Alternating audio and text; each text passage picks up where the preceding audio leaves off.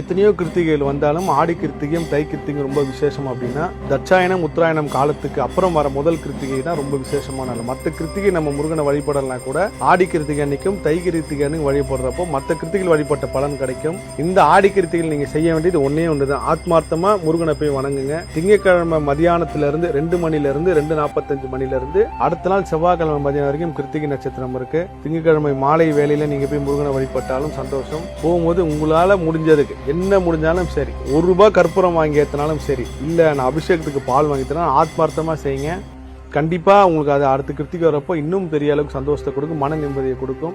இந்த ஆடி கிருத்திகை என்ன சிறப்புன்னா எல்லாமே கிடைச்சிடும். எப்போ வணங்கினாலும் முருகர் எல்லாத்தையும் கொடுத்துருவார். ஆனால் எப்பேற்பட்ட பொருளாதாரம் இருந்தாலும் வாங்க முடியாத ஒரு விஷயம் மன நிம்மதி. அந்த மன நிம்மதி எப்போ கிடைக்குன்னா இந்த கிருத்திகை தினத்தில் நீங்கள் முருகப்பெருமானை வழிபட இந்த மன நிம்மதி கிடைக்கும். அதனால தான் நம்ம முன்னோர்கள் பாருங்க, முன்னாடினா பெண்கள் கிருத்திகை